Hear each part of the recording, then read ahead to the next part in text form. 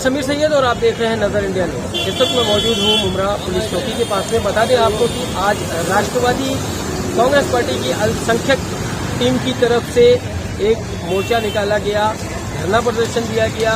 बता दें ये धरना प्रदर्शन जो है बिल्किस बानो के लिए था।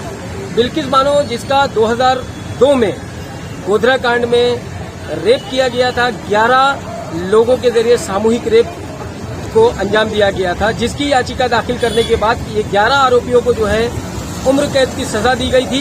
लेकिन 15 अगस्त 2022 को यही आरोपी जो है छूट गए, केस से बरी हो गए, जिसके लिए जो है उन लोगों ने मिठाइयां भी बांटी। लेकिन कहीं ना कहीं बिल्किस बानो को जो है इंसाफ नहीं मिला। ऐसे आरोपियों को जो है फांसी की सजा या उम्र कैद की सजा दी जानी चाहिए। बिल्किस बानो को इंसाफ दिलाने के लिए यहाँ की राष्ट्रवादी कांग्रेस पार्टी ने एहतजाज किया, धरना दिया और इंसाफ की गुहार लगाई। फिलहाल राष्ट्रवादी कांग्रेस पार्टी के जो कार्यकर्ता थे उनका क्या कहना है हम सुनते हैं। आज हम लोगों ने यहाँ पर राष्ट्रवादी पार्टी की तरफ से हम लोगों ने यहाँ पर आंदोलन हमने यहाँ दर्ज किया है और बहुत अफसोस के साथ कहना पड़ता है कि बिल्किस बानो का जो केस था 2002 का, जिसके अंदर हाईकोर्ट ने गुजरात हाईकोर्ट ने इटसेल्फ वहाँ पर उन्होंने फैसला सुनाया था। लेकिन आज बहुत अफसोस के साथ कहना पड़ता है कि हमारे जो प्रधानमंत्री है मोदी जी, वो एक तरफ कहते हैं कि बेटी पढ़ाओ बेटी बचाओ, और दूसरी तरफ ऐसा मामला है कि जिस बच्ची के साथ 11 लोगों ने मिलकर, जहाँ पर मेरी बहू बेटियां में वो लफ्ज नहीं कह पा रहा हूँ, और जिन लोगों ने जुल्म और ज्यादती की और जिन लोगों ने रेप किया, आज 15 अगस्त के मौके पर सरकार ने इन लोगों को बाइज्जत बरी कर दिया। इससे हमें ठेस पहुंची है और हमारा रफीक सर हमारा ये मानना है कि इस जजमेंट के जरिए दुनिया के अंदर हमारे भारत की इमेज गलत जाएगी। जैसा कि एनएसए की रिपोर्ट है 170 कंट्रीज के अंदर हमारा जो देश जो भारत आता है वुमेन सेफ्टी के अंदर 140 के ऊपर आता है। मतलब हम अफगानिस्तान, पाकिस्तान और जो साउथ अफ्रीका के जो जहां पर रूल्स नहीं, जो लॉ नहीं, हम उनके पीछे आ गए। तो मेरी आपसे हाथ जोड़ की विनंती है कि प्लीज़ आप इस जजमेंट को आप वापस लीजिए और बिल्किस बानो को आप इंसाफ दीजिए। और मैं आपको ये पैगाम देना चाहता हूँ कि अंधेरों का जिगर चीर कर नूर आएगा, कि अंधेरों का जिगर चीर कर नूर आएगा। तुम हो फिरौन तो मूसा भी जरूर आएगा। मर्जिया क्या कहना चाहोगी? काफ़ी लोगों को तो अवेयरनेस ही नहीं है पहली बात ये मैटर के बारे में। बिकॉज़ जब हम लोग इसके बारे में पोस्ट कर रही थी, मैं इंस्टाग्राम पे या फेसबुक पर जो एक्ट हुआ है उनको रिलीज़ किया है उसके बारे में, तो काफ़ी लोगों को पता ही नहीं था कि 2002 में ऐसा कुछ हुआ था दर्दनाक और उस पर ऐसे वर्डिक्ट दिए गए थे। अभी भी काफ़ी लोगों को इसके बारे में शायद नहीं पता है, इसीलिए भारत में इसको लेकर आवाज़ें अभी तक इतनी जैसी उठनी चाहिए उस तरीके से नहीं उठ पा रही है। तो ये हम लोगों ने, जो हमारे मुफ्ती सर है उन्होंने ये ऑर्गेनाइज़ किया। उन्होंने बोला कि सबसे पहले तो आप ये एज ए इंडियन करो, as a Indian, as a women. भारतीय के जो हमारे लेडीज़ हैं, जो वुमेन हैं, उनकी सेफ्टी के रिगार्डिंग क्या ये जो स्टेटमेंट दिया है, ये क्या एक डेवलपिंग नेशन का स्टेटमेंट है, एक बढ़ते भारत का स्टेटमेंट है? ये जो आपने एग्जाम्पल सेट किया है, वो 11 लोग बाहर निकल के मिठाइयाँ बांट रहे हैं, क्या खुशी में मिठाई बांट रहे हैं कि आपने एक लड़की की ज़िंदगी इतनी बुरी तरीके से ख़राब कर दी। शी वॉज 5 मंथ्स प्रेगनेंट जब उनके साथ गैंग रेप हुआ एंड उनके फैमिली के 7 लोगों को मार दिया गया।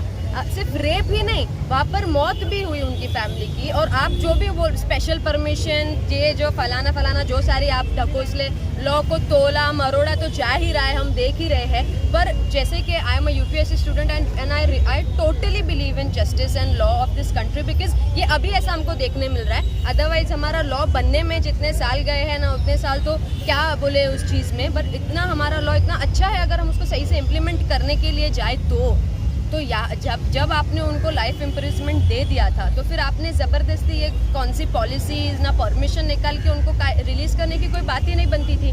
तो ऐसे करने से कैसे होता है कि लोगों का हमारे लॉ पे से, हमारी सेफ्टी पे से विश्वास उठ जाता है। तो ऐसा ना हो, आप आपने जो जजमेंट दिया है आप उसको वापस ले और उनको वापस से जेल में डालें। संगीता, रेमिशन कमेटी होती है, हर राज्य में होती है। न्यायालय द्वारा जिन मुजरिमों को इस तरह की सजा दी जाती है उनके पुनर्वसन के लिए ये रेमिशन कमेटी होती है। इसी रेमिशन कमेटी ने ये निर्णय लिया है सुप्रीम कोर्ट के सजेशन के बाद, सुझाव के बाद। और शायद तुमने कल से देखा होगा सोशल मीडिया पर, मेन स्ट्रीम चैनलों पर एक वीडियो चल रहा है जिसमें भारतीय जनता पार्टी के एक विधायक है, वो कह रहे हैं कि वो सभी के सभी ब्राह्मण हैं और ब्राह्मण संस्कारी होते हैं, इसलिए रेमिशन कमेटी ने इस तरह का निर्णय लिया है।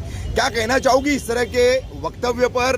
भारतीय जनता पार्टी के वो विधायक जो उस रेमिशन कमेटी का एक सदस्य है, उस निर्णय लेने की प्रक्रिया का वो एक भाग है, और वो जाति विशेष को जो है एक विशेष दर्जा दे करके इस निर्णय को सही ठहरा रहा है। क्या कहना चाहोगी?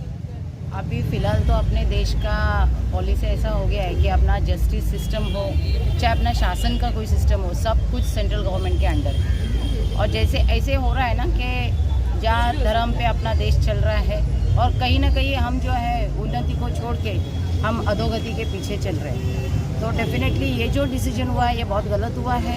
किसी भी कमेटी को ये राइट्स नहीं है कि वो किसी धर्म के आधार पे या जात के आधार पे कोई भी निर्णय ले। अभी निर्णय ही लेने वाले सब कुछ अगर वन साइड ही हो रहा है, अपना सिस्टम पूरी तरह से उनके कंट्रोल में है, तो डेफिनेटली ये होना ही है।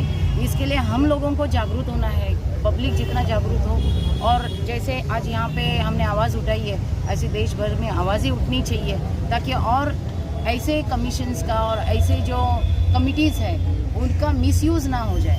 आज देश में हर सिस्टम का मिसयूज़ हो रहा है, चाहे वो जस्टिस सिस्टम हो, चाहे वो शासन हो, चाहे प्रशासन हो, चाहे कोई कमेटी हो, चाहे जैसे भाई ने कहा रेमिशन कमेटी, हर चीज़ का मिसयूज़ हो रहा है। ये कहीं ना कहीं रुकना चाहिए। और हमारे राष्ट्रवादी पार्टी की तरफ से आज जो हमने आंदोलन किया है, ऐसे आंदोलन पूरे देश भर में होने चाहिए ताकि महिलाओं में और लोगों में जागरूकता आ जाए, और जागरूकता करके हम इनसे लड़ सकते हैं।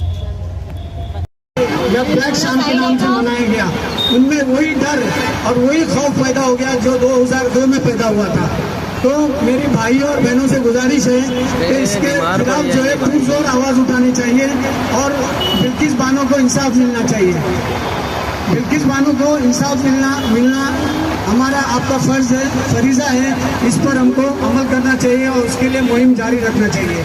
मैं आपसे गुजारिश करता हूँ कि भाई जोरदार नारे के साथ कि भाई बिल्किस बानो को इंसाफ मिले, उसके घर वालों को इंसाफ मिले। मैं आपसे गुजारिश करता हूँ कि अरे जो बहू बेटी आपके सामने हमारा नाज़िज़ दोस्त कैसे कहलाएगा, जो बहू बेटी की इज्जत न कर पाएगा वो भारती कैसे कहलाएगा। अरे बिल्किस हम शर्मिंदा है, बिल्किस हम शर्मिंदा है, अरे बिल्किस हम शर्मिंदा है।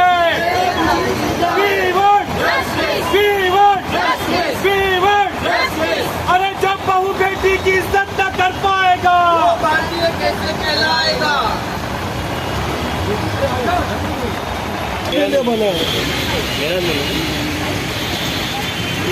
हमारा आंदोलन में तो क्या हुआ, आंदोलन में आए तो ना, क्या खड़ा होगा सही पे आ जाओ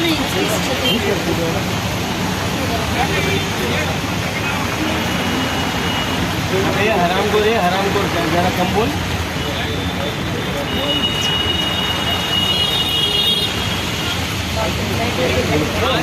नहीं चलेगा, मैं बहुत बहुत शुक्रिया।